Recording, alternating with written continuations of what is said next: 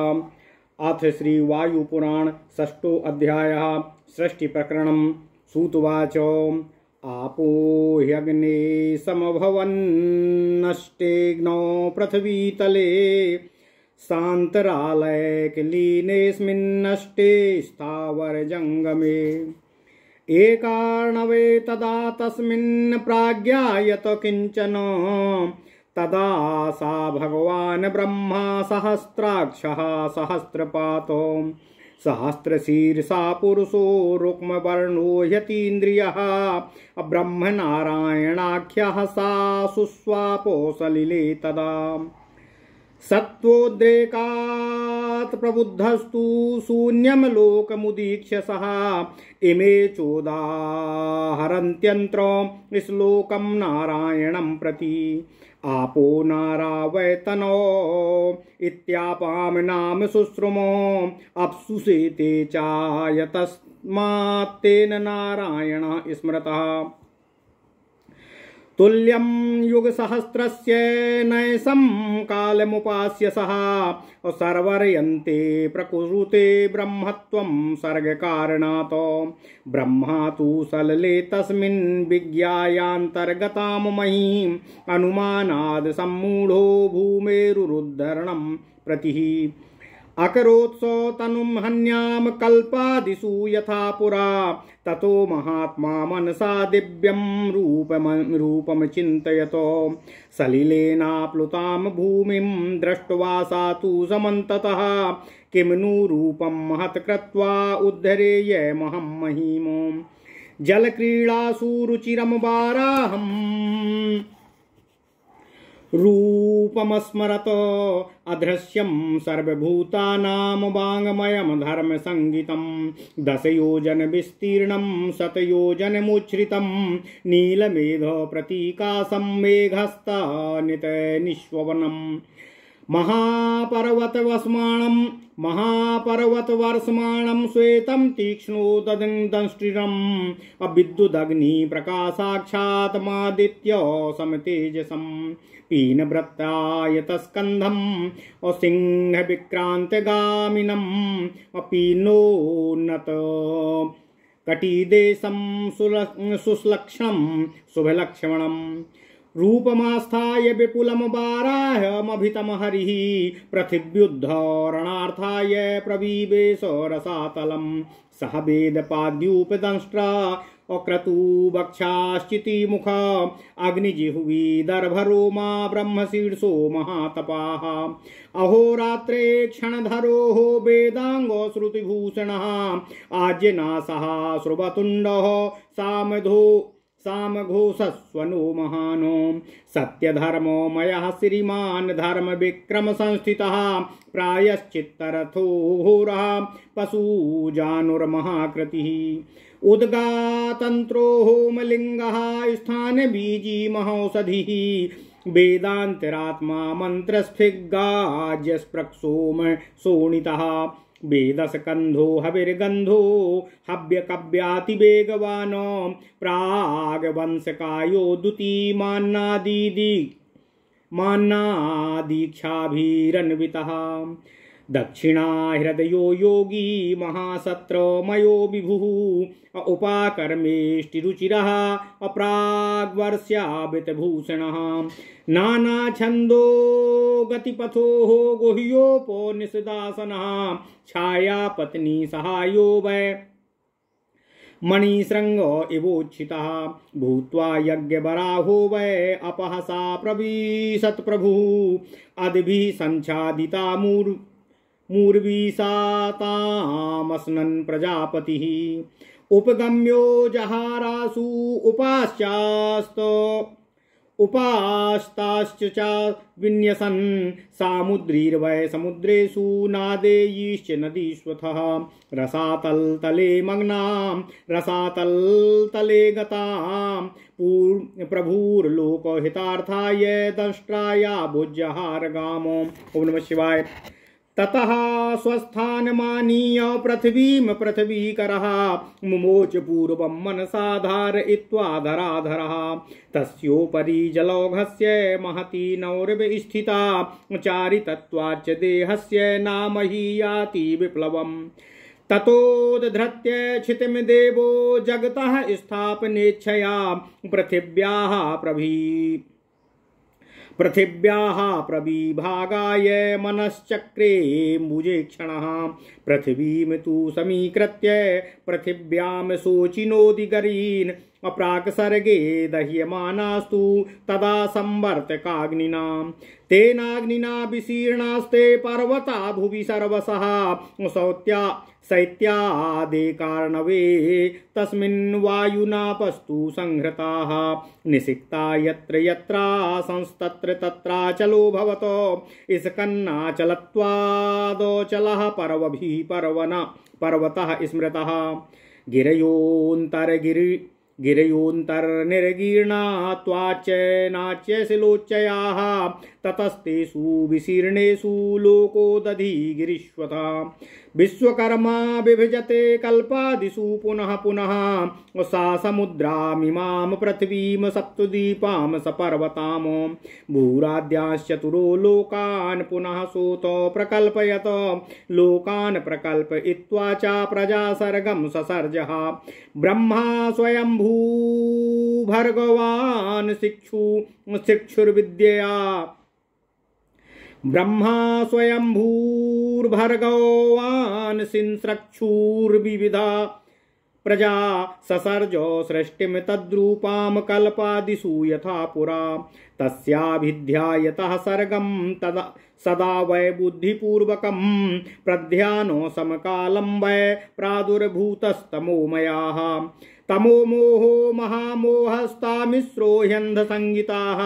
अविद्या पंच परवैसां प्रादुर्भूता महात्मनः पंचधा चाश्रिता सर्गो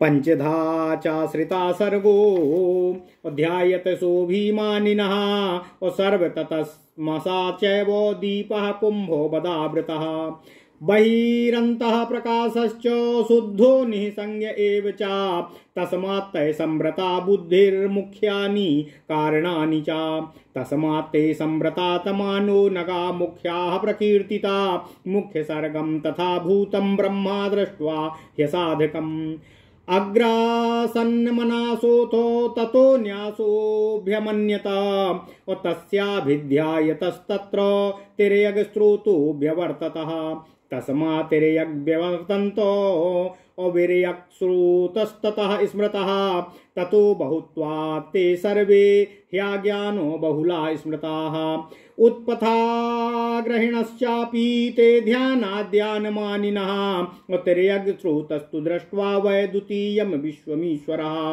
अहङ्कृता अहङ्माना अष्टाविंशद्विधात्मका एकादशेन्द्रियविधा नवधा चोदयस्तथाः अष्टौ चातारकाद्याश्च तेषां शक्तिविधा स्मृता अन्तः प्रकाशास्ते सर्वम् आवृताश्च बहिः पुनः यस्मात् तिर्यक् प्रवर्तेत तिर्यग्स्रोता सा उच्यते तिर्यग्स्रोतस्य दृष्ट्वा वै द्वितीयं विश्वमीश्वरः अभिग्रायामथोद्भूतं दृष्ट्वा सर्वं तथाविधं तस्याभिध्यायतो नित्यं सात्विकः समवर्तत ऊर्ध्वस्रोता तृतीयस्तु सा चैवूर्ध्वो व्यवस्थितः यस्माद्वयवर्तात्योग्नौ तु ऊर्ध्वस्रोतास्ततः स्मृतः ते सुखप्रीति बहुला बहिरन्तश्च संवृतः प्रकाशा बहिरन्तश्च ऊर्ध्वस्रोतोद्भवा स्मृता तेन वातादयो ज्ञेयः स्रष्टात्मानो व्यवस्थिता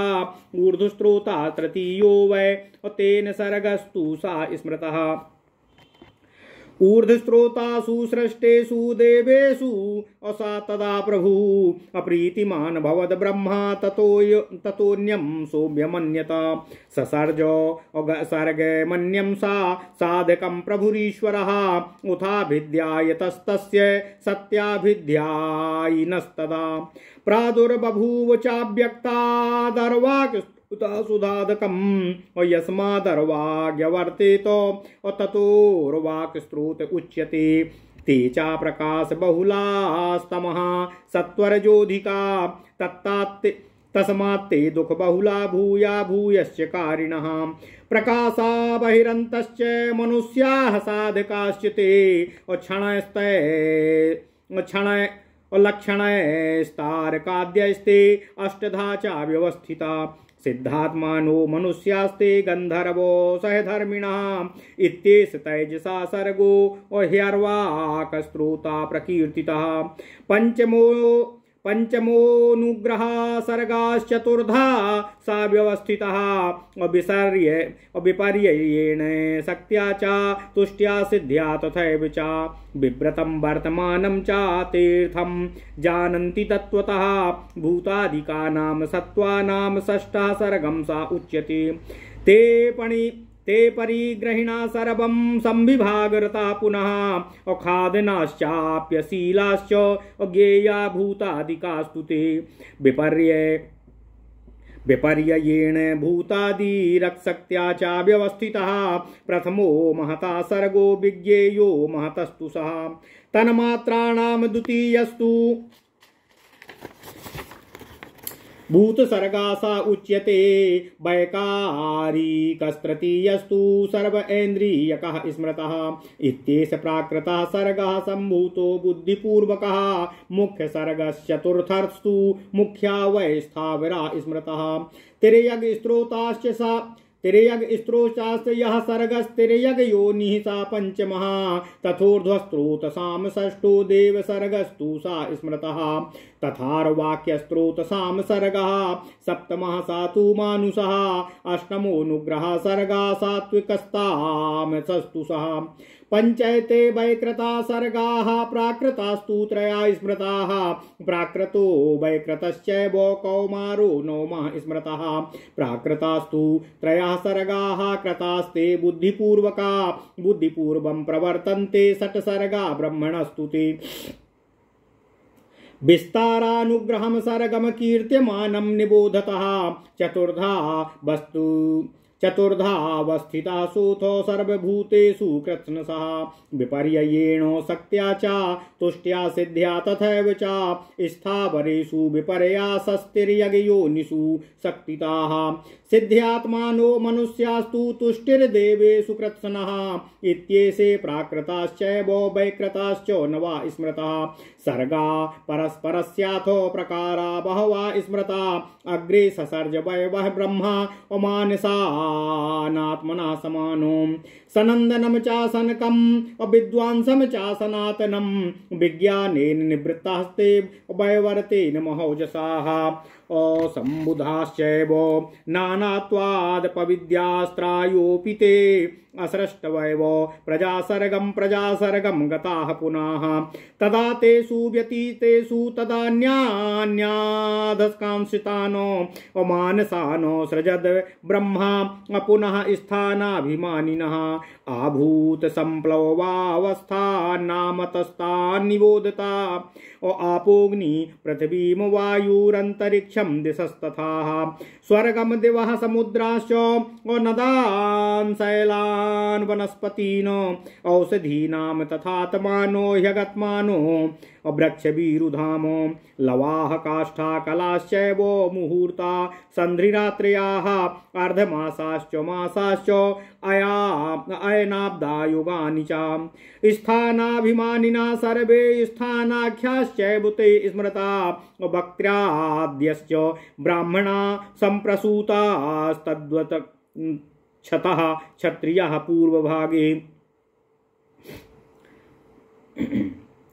भक्ताद्यश्च ब्राह्मणाः सम्प्रसूतास्तद्वक्षय क्षत्रिया पूर्वभागे वैश्याश्चोर्वोर्यस्य पद्भ्यां सा शूद्रा सर्वे वर्णा गात्रतः सम्प्रसूता नारायण परो व्यक्ता दंडम अव्यक्त संभवम अंडा यज्ञे पुनर्ब्रह्मा लोकास्तेनो कृता स्वयं ऐसा वा कथिता पादा समासान्न सुविस्तरातो अनेनाद्येन पादेनो पुराणम संप्रकीर्तितम। ओम नमः शिवाय, ओम नमः शिवाय, ओम नमः शिवाय। ओम नमो भगवते वासुदेवाय। ओम देवकी सुत गोविंद वासुदेव जगतपति देहि मे तनियम कृष्ण त्वाम अहम शरणम गतः। ओम नमः शिवाय, ओम नमः शिवाय, ओम नमः शिवाय।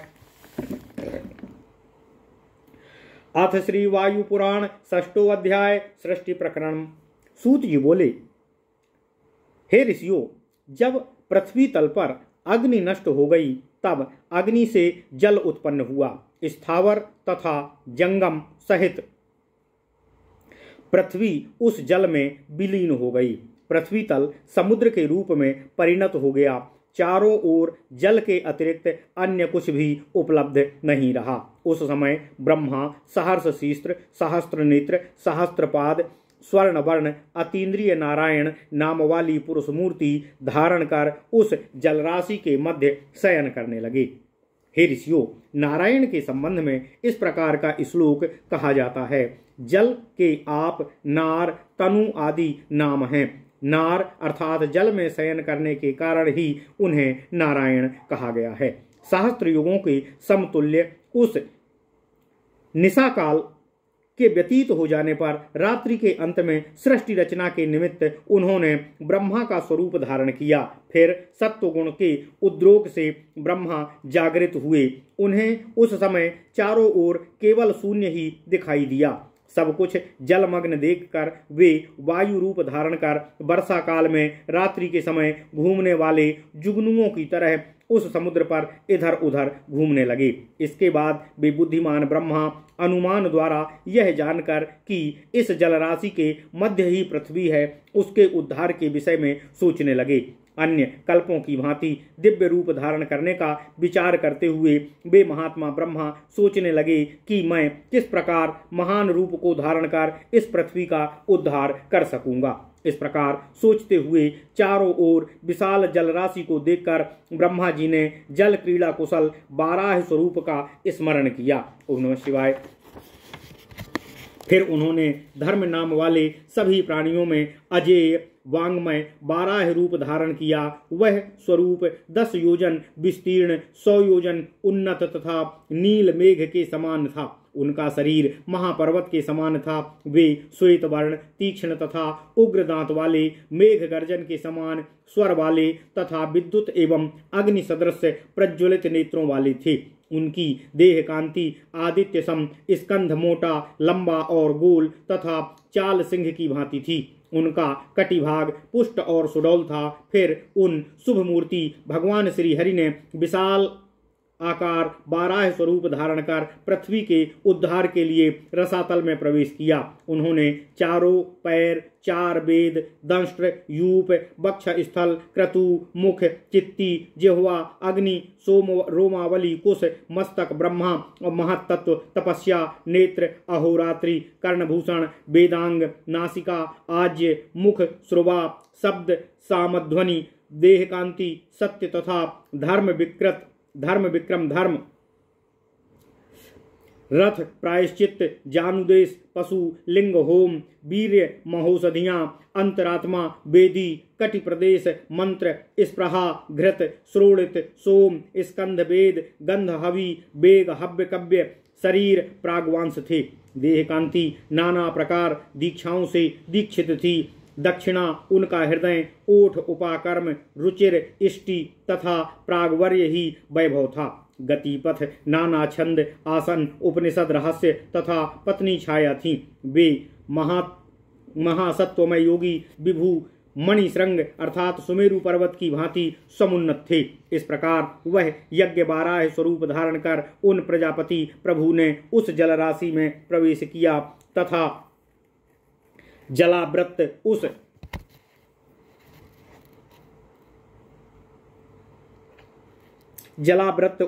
रसातल गता पृथ्वी को लोकहित की कामना से दांतों से उठाकर जल के ऊपर स्थापित कर दिया। तत्पश्चात उन्होंने जल राशि को विभाजित कर समुद्र के जल को समुद्र में तथा नदियों के जल को नदियों में बांट दिया। पृथ्वी के उद्धारकर्ता भगवान श्री हरि ने भविष्य के संबंध में विचार कर पृथ्वी को उसके निर्दिष्ट स्थान पर रखकर जल तल पर छोड़ दिया। पृथ्वी उस जल राशि पर एक विशाल नौका की भांति स्थित हुई। अपने विशाल आकार एवं ईश्वर इच्छा से वह डूबती नहीं। हे कमल नयन भगवान बाराह उसके पश्चात जगत विस्तार की इच्छा से उसके विभाजन के बारे में सोचने लगे। फिर उन्होंने पृथ्वी को समतल कर स्थान स्थान पर पर्वत समूहों को स्थापित किया। पूर्व की सृष्टि में ये पर्वत संवर्तक अग्नि द्वारा जलाकर पूरी तरह बिखर गए थे। फिर एक कारणों में शीत के कारण वायु द्वारा जल राशि से स्थान स्थान पर दृढ़ता पूर्वक पुनः पर्वताकार होकर एकत्रित हो गए। चलने में असमर्थ होने के कारण उन्हें अचल तथा उनमें सर्व अर्थात स्तर होने के कारण पर्वत कहा जाने लगा।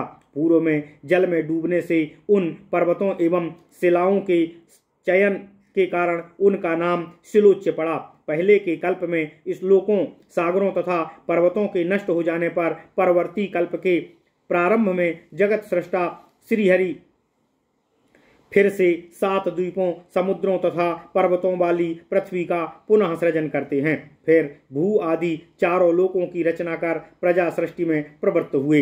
विविध प्रजाओं की सृष्टि की इच्छा वाले भगवान स्वयंभू ब्रह्मा पूर्व कल्पों की भांति ही सृष्टि कार्य में संलग्न हो गए। उनके अबुद्धिपूर्वक सृष्टि विषयक चिंतन से सर्वप्रथम तम मोह महामोह तामिश्र तथा अंधता मिश्र ये 5 तमोमय सृष्टि उत्पन्न हुई। उन महात्मा के ध्यान मात्र से इन 5 पर्वों वाली अविद्या की उत्पत्ति हुई। उन अभिमानी ब्रह्मा का यह सर्ग 5 भागों में विभक्त था तथा चारों ओर से ढका हुआ था। यह घड़े से ढके हुए दीपक की भांति था, जो बाहर से पूर्ण रूप से आवृत तथा भीतर से शुद्ध प्रकाशमान किंतु संज्ञाहीन था। मोह आदि द्वारा बुद्धि तथा इंद्रिय समुदाय के आवृत होने के कारण इन्हें संव्रतात्मा अर्थात नग नामक मुख्य सर्ग कहा गया। यह प्रथम सृष्टि ब्रह्मा के मनोनुकूल न होने के कारण वे अप्रसन्न हो सृष्टि कार्य से विरत हो पुनः ध्यानावस्थित हो गए। उस समय स्त्रोत समूह के तिर्यक अर्थात तिरछा प्रवाहित होने के कारण तिर्यक जाति की उत्पत्ति हुई। उनकी वृत्ति तिर्यक अर्थात उल्टा होने के कारण उन्हें तिर्यक स्त्रोत कहा जाने लगा। वे सब तमोगुण की अधिकता के कारण अज्ञान विपरीत पथगामी तथा ध्यान से उत्पन्न होने के कारण ध्यानाभिमानी थे। उन तिर्यक स्त्रोत सृष्टि को देखकर ईश्वर ने दूसरी सृष्टि की। वह सृष्टि अहम भाव युक्त अभिमानी 28 आत्मा वाली 11 इंद्रियों से युक्त 9 प्रकार के उदय वाली तथा 8 तारकाओं से शक्ति संपन्न थी। उनका अंतःकरण प्रकाशमान किंतु बहिर्भाग ढका हुआ था। इस सृष्टि की तिर्यक भाव वाली प्रवृत्ति के कारण इनका नाम तिर्यक स्रोत हुआ। उस तिर्यक सृष्टि को देखकर तथा अपने अभिप्राय में सामान्य सफलता से ईश्वर ने तृतीय सृष्टि की इच्छा की। उनके हृदय में सात्विक भाव उत्पन्न होने के कारण सात्विक सर्ग उत्पन्न हुआ। प्रजापति की यह तृतीय सृष्टि ऊर्ध्व स्रोत हुई, जो ऊर्ध्व दिशा की ओर अवस्थित हुई। उनकी गति ऊपर की ओर थी, अतः इसे ऊर्ध्व स्रोत कहा गया। इस सर्ग में सभी जीव सुखी तथा प्रेम करने वाले थे। इनका अंतःकरण तथा बहिर्भाग समान रूप से प्रकाशमान तथा व्यवस्थित था। प्राणियों में जीवन का संचार करने वाले वायु आदि ऊर्ध्व स्रोत के अंतर्गत हैं। ऊर्ध्व प्रवृत्ति वाली यह ऊर्ध्व स्रोत सृष्टि ब्रह्मा की तृतीय सृष्टि है।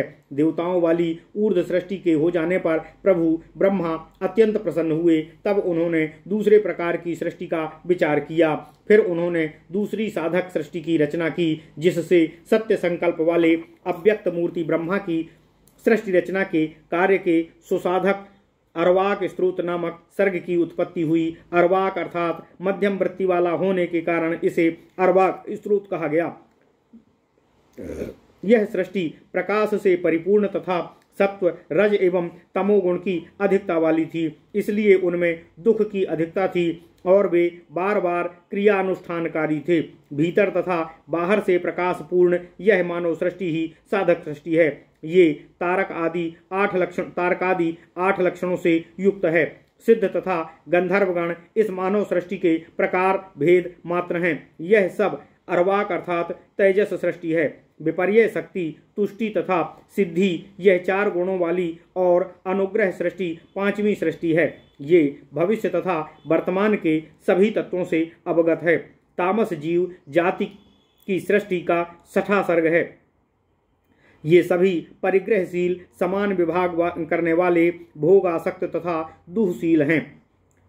इन्हें भूत सर्ग नामक 6वां सर्ग जानना चाहिए। विपर्य क्रम से उत्पन्न यह सर्ग जड़ भावापन्न है। प्रथम होने के कारण इसे महत सर्ग कहा गया है। इसलिए इस सर्ग को महत सर्ग जानना चाहिए। तन्मात्र द्वितीय सृष्टि है जिसे भूत सर्ग कहा जाता है। वैकारिक सृष्टि तृतीय सृष्टि है जिसे ऐन्द्रिक भी कहा जाता है। यह प्राकृत सर्ग ब्रह्मा द्वारा बुद्धिपूर्वक उत्पन्न हुआ है। स्थावर आदि को ही मुख्य सर्ग कहा गया है, अतः मुख्य 4वां सर्ग हुआ। तिर्यक योनि स्रोत अर्थात तिर्यक योनि वाले 5वें सर्ग हैं। ऊर्ध्व स्रोत अर्थात देव सृष्टि 6वां सर्ग है। अर्वाक स्रोत अर्थात मनुष्य सृष्टि 7वां सर्ग कहलाता है। अनुग्रह सृष्टि जो कि तम तथा सत्व गुणों की अधिकता वाली है उसे 8वां सर्ग कहा गया है। इस 8 प्रकार की सृष्टि में पहले कही गई 3 सृष्टियां प्राकृत तथा शेष 5 वैकारिक सृष्टियां हैं। प्राकृत तथा वैकारिक सृष्टियों सहित कौमार सर्ग को 9वीं सृष्टि बताया गया है। प्राकृत, वैकृत तथा कौमार इस प्रकार 3 प्रकार की सृष्टियों में प्राकृत सर्ग की 3 सृष्टियों को अबुद्धिपूर्वक तथा शेष 6 को ब्रह्मा द्वारा बुद्धिपूर्वक सृजित किया गया है। अब मैं अनुग्रह सर्ग का विस्तार पूर्वक वर्णन कर रहा हूँ, आप लोग उसे सुने। हे ऋषियों, यह सृष्टि सभी भूतों में विपर्य शक्ति, तुष्टि तथा सिद्धि इन 4 प्रकारों से विद्यमान है। स्थावरों में विपर्य, तिर्यक योनि में शक्ति, मनुष्यों में सिद्धि तथा देवताओं में तुष्टि निहित होती है। प्राकृत तथा वैकृत समुदाय को मिलाकर यह 9 प्रकार की सृष्टि अपने प्रकार भेद से अनेक तरह की है। ब्रह्मा जी ने सबसे पहले अपने ही अनुरूप सनंदन, सनक तथा सनातन इन 3 मानस पुत्रों की रचना की। ये तीनों ही महातेजस्वी, विवेक विज्ञान संपन्न तथा ब्रह्म ज्ञानवान थे। ये सब प्रजाओं की सृष्टि न करके निवृत्ति के मार्ग का अवलंबन कर महाप्रस्थान कर गए। उन सबको इस प्रकार प्रस्थान करते देखकर ब्रह्मा ने फिर स्थानाभिमानी सृष्टि नामक अन्य पुत्रों को उत्पन्न किया। ये सब प्रलय होने तक स्थित रहने वाले थे। इन सब के नाम मैं आपको बता रहा हूँ, आप लोग सुने। ये हैं जल, अग्नि, पृथ्वी, वायु, आकाश, दिशाएं, स्वर्ग, द्युलोक, समुद्र, नदियां, पर्वत, वनस्पति, औषधि, आत्मा, वृक्ष, पौधे, लव, काष्ठा, कला, मुहूर्त, संधि, रात्रि, दिन, पक्ष, महीना, अयन, अब्द तथा युग। ये सभी स्थानाभिमानी हैं, अतः ये सब पदवाची हैं। उन परम पुरुष के मुख से ब्राह्मण, वक्ष स्थल से क्षत्रिय, दोनों जानुओं से वैश्य तथा पैरों से शूद्र उत्पन्न हुए। इस प्रकार उनके सर्वांग से वर्ण समूहों की उत्पत्ति हुई। वे परम पुरुष नारायण अव्यक्त से भी परे हैं। व्यक्त से अंड की उत्पत्ति हुई, उस अंड से ब्रह्मा उत्पन्न हुए। उन ब्रह्मा ने ही इन सभी लोकों की सृष्टि की है। इस प्रकार मैंने आप लोगों से प्रारंभिक क्रियापाद को संक्षेप में कहा है, इसे विस्तार पूर्वक नहीं कहा गया है। इस प्रकार इस आद्यपाद द्वारा वायु पुराण के सृष्टि प्रकरण को वर्णित किया गया है। इति श्री वायु महापुराणे वायु प्रोक्ते प्रक्रियापादे सृष्टि प्रकरण नाम 6ठो अध्यायः। इस प्रकार श्री वायु महापुराण के प्रक्रियापाद में सृष्टि प्रकरण नामक 6ठा अध्याय पूर्ण हुआ। ओम नमः शिवाय, ओम नमः शिवाय, ओम नमः शिवाय। ओम नमो भगवते वासुदेवाय। ओम देवकी सुत गोविंद वासुदेव जगतपते देहि में तनियम कृष्ण त्वाम अहम सर